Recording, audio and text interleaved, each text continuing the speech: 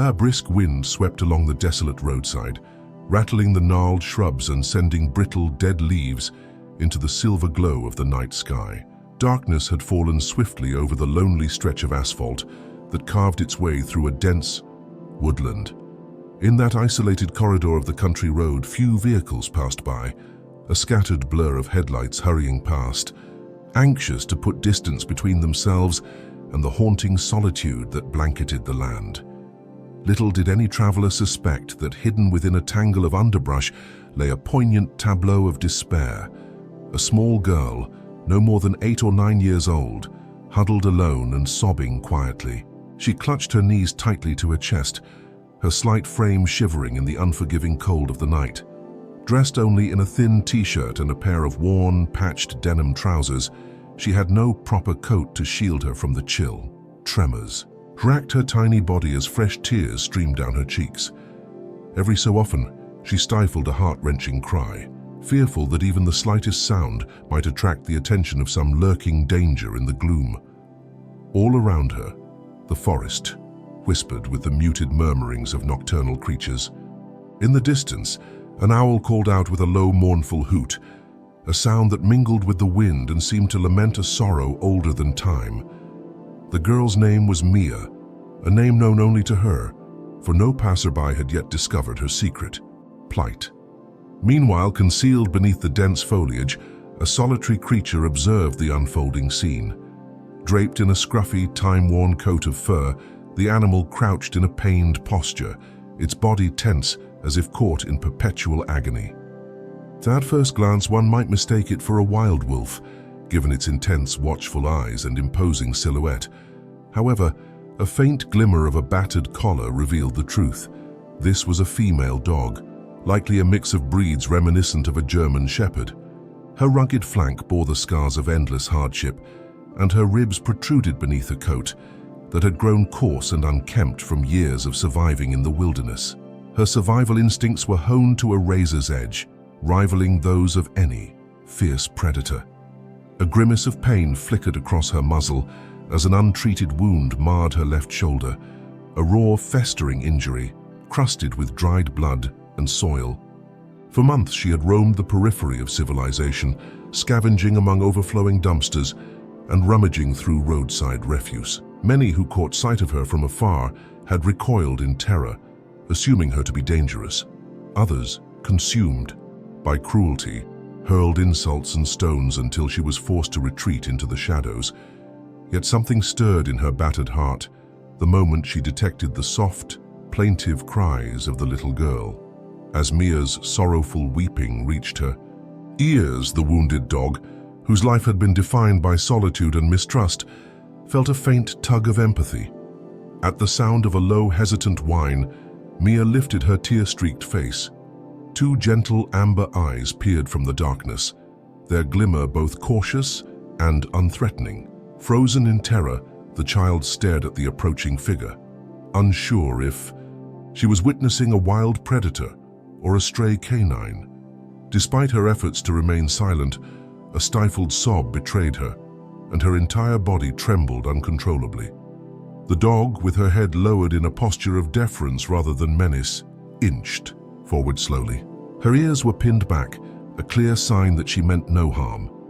In the instant that Mia's eyes locked with those of the canine, the creature emerged from the shadows, the moonlight bathing her in a ghostly radiance that revealed every detail of her forlorn condition, scars etched into her muscles and a frayed, half-embedded collar that whispered of lost days.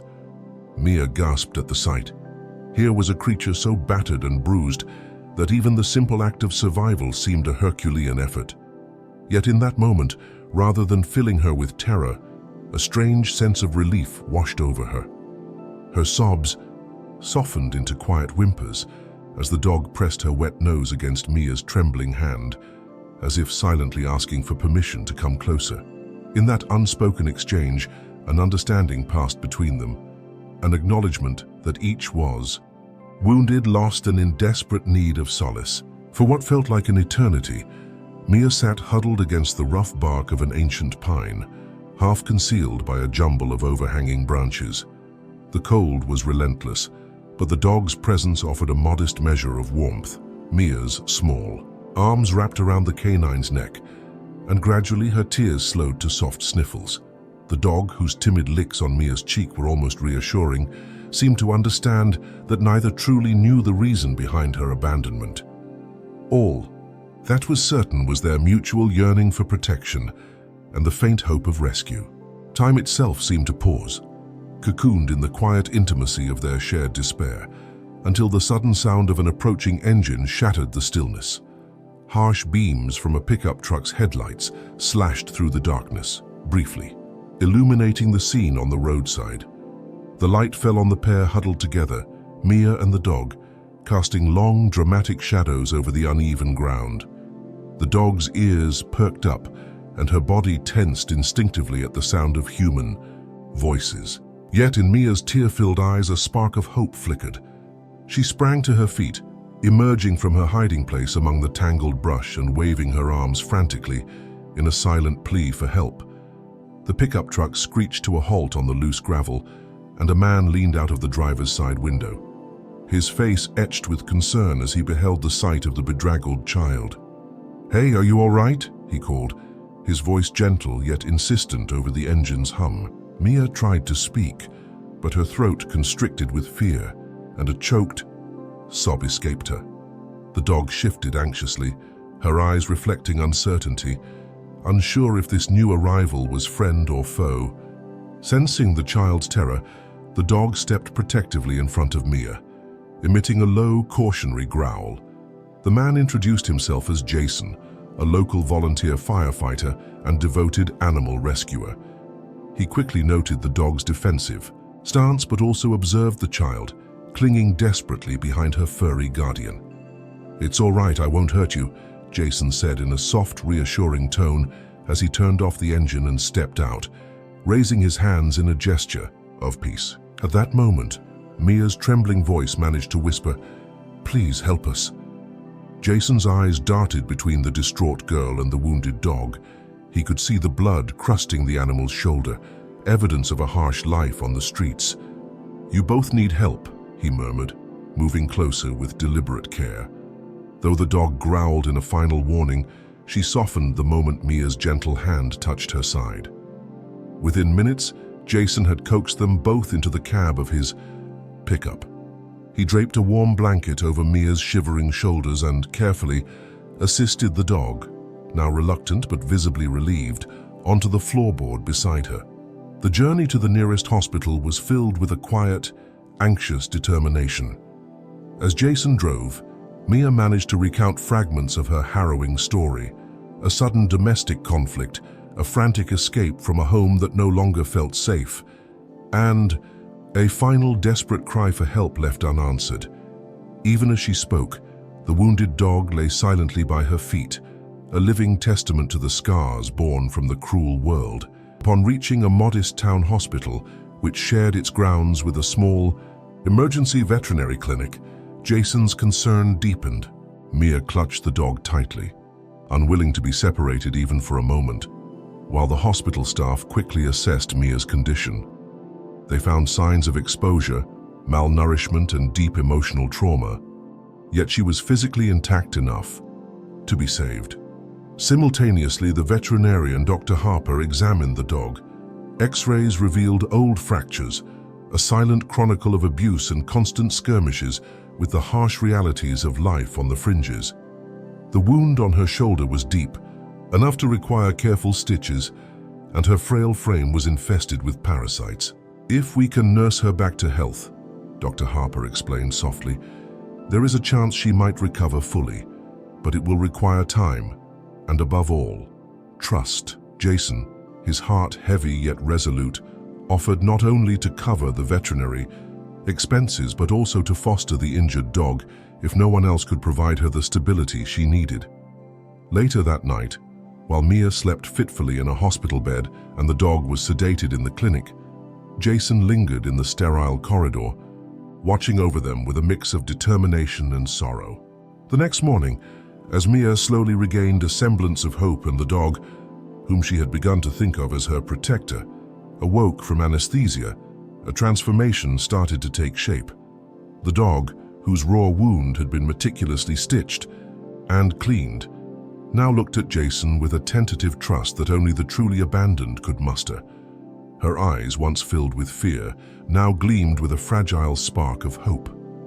In the days that followed, Mia was placed under the care of Child Protection Services, while the dog, now bearing the gentle name Aurora suggested by Mia, during one tearful moment, remained at Jason's modest home on the outskirts of town.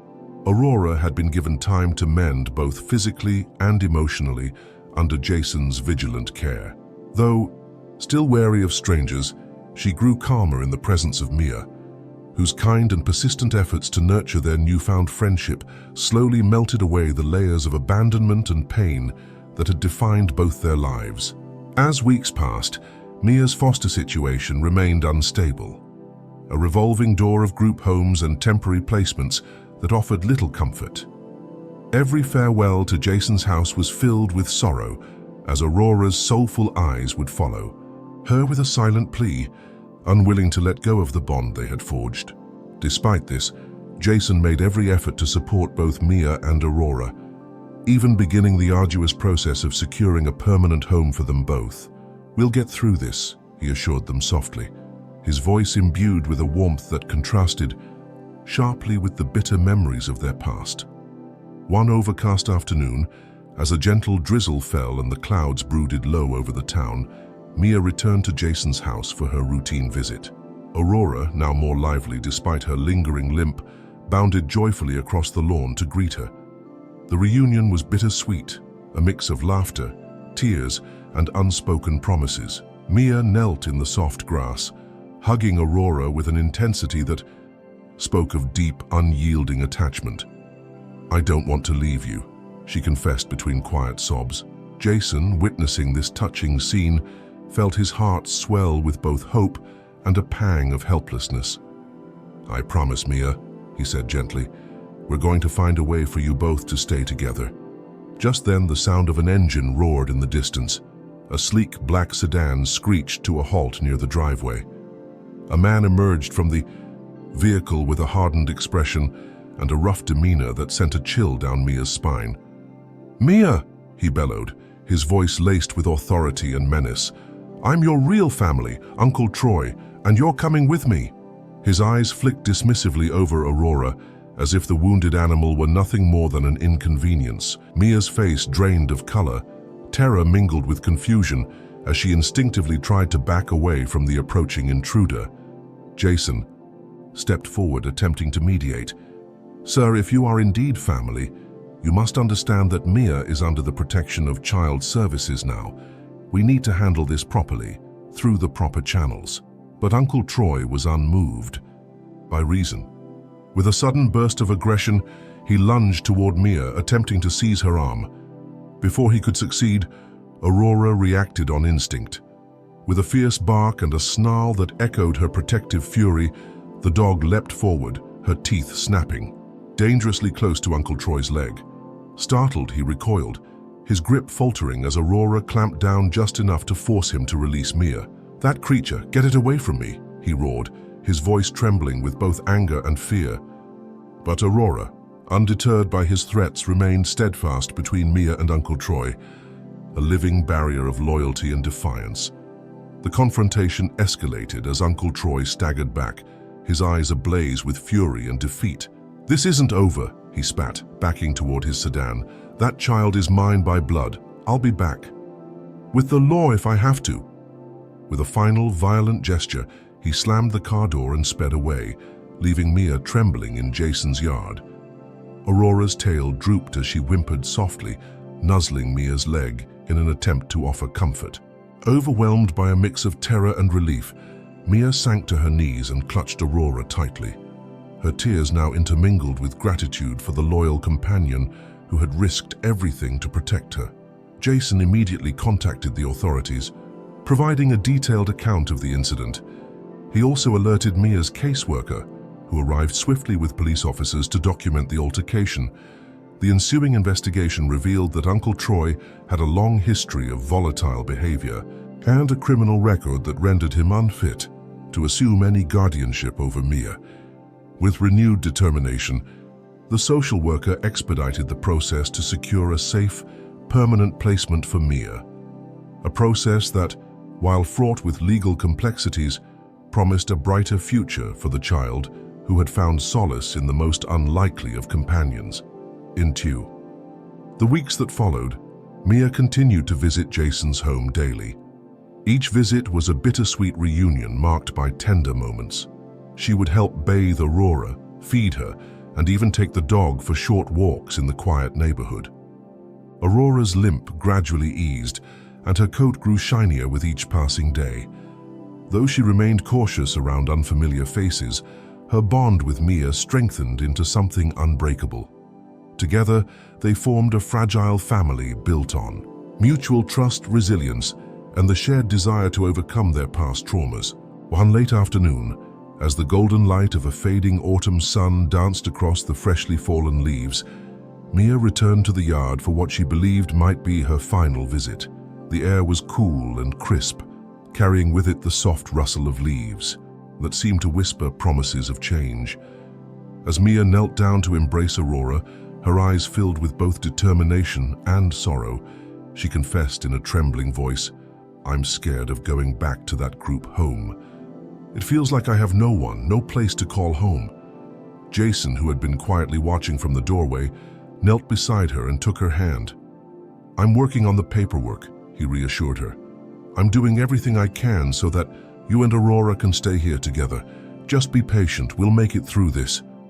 Though Mia's eyes were brimming with tears, a glimmer of hope began to shine through her despair. Then, as if summoned by fate, the roar of an engine interrupted the fragile moment once more. A sleek sedan came to a halt at the curb, and a new figure emerged from the vehicle. A man with a stern, unyielding expression that made Mia's heart race in fear. "Mia, get in," he commanded in a tone that brooked no refusal. It was Uncle Troy again, his presence darkening the hopeful atmosphere like an unexpected storm. Mia's face went pale as she trembled, and she whispered, "Not again, please no." Aurora, ever vigilant, immediately positioned herself between Mia and the intruder, her body radiating a protective defiance that had become all too familiar. "I'm your real family," Uncle Troy roared, advancing with a menacing glare. Jason intervened once more, his voice firm yet conciliatory. "Sir, you need to speak with Mia's social worker. This isn't the way to resolve anything. Mia is safe here, and any further aggression will only make things worse." But Uncle Troy, blinded by his own misguided sense of entitlement, surged forward. In that fraught instant, as Mia cried out in desperation, Aurora sprang into action, barking fiercely and snapping at Uncle Troy's outstretched arm. The struggle that ensued was chaotic and heart-wrenching. Uncle Troy's force met with Aurora's unyielding determination to protect the child she had come to love. After what felt like an eternity, Uncle Troy, now disoriented and seething with rage, finally retreated to his sedan. "This isn't over," he snarled as he sped away, leaving behind a scene of shattered trust and lingering fear. Mia, now sobbing uncontrollably, clutched Aurora as if her very life depended on the loyal animal's presence. Jason, his face etched with both compassion and sorrow, called the authorities once again and ensured that every detail of the incident was documented. The police, along with Mia's caseworker, reassessed her situation and expedited plans for a more stable, nurturing environment, one where she would no longer have to face the terror of familial abandonment. In the ensuing legal whirlwind, Mia's bond with Aurora became the fulcrum around which her future was slowly rebuilt. Despite the bureaucratic challenges and heart-wrenching setbacks, the dedicated professionals involved in her case recognized that the deep connection between the child and her rescued dog was both extraordinary and essential. Jason, determined to honor his promise, took every possible step to secure a foster arrangement that would allow Mia and Aurora to remain together, even as the complex legal process unfolded. Weeks melted into months, and the days grew brighter with the promise of change. Aurora's injuries healed fully, and her once cautious demeanor gave way to a timid confidence nurtured by Mia's unwavering kindness. Their daily routines, Whether it was a gentle walk under the canopy of trees, a shared moment of quiet companionship, or the simple act of feeding each other became the foundation of their new life. Mia began to smile more, and even in moments of quiet reflection, the scars of her past were softened by the enduring love of her four-legged guardian. One crisp morning, as the leaves outside danced in the soft autumn breeze, Mia arrived at Jason's home accompanied by a social worker. Clutching a small duffel bag of personal belongings, she looked around at the modest house that had slowly become her haven. The social worker offered her a warm, encouraging smile. "Congratulations, Mia," she said gently. "We've approved a foster placement for you here with Mr. Jason and Aurora. Your adoption process will continue from here, and soon you'll have a home that's truly yours." The words, though simple, filled Mia's heart with a joy she had never known before. Overwhelmed with gratitude, she threw her arms around Jason and pressed her face against Aurora's soft fur. The dog, tail wagging and eyes sparkling with an almost human understanding, barked happily as if to celebrate the new beginning. In that moment, as the cool morning air mingled with the warmth of newfound hope, Mia realized that despite the darkness of her past, she had finally found a family defined not by blood but by love, care, and the steadfast loyalty of a once-forgotten creature. Aurora, the scruffy stray who had once wandered the fringes of society, had become her beacon of light in the midst of despair. And Jason, with his gentle perseverance and kind heart, had stitched together the fragile threads of their lives into something that might one day be called home. And so their journey continues, a living narrative of courage, empathy, and the unyielding bond that forms when two lost souls find solace in each other's embrace. Their story, marked by trials and illuminated by moments of unexpected grace, is a tribute to the transformative power of love, a power that, even in the midst of despair, can rebuild lives and create a future filled with hope and endless possibilities.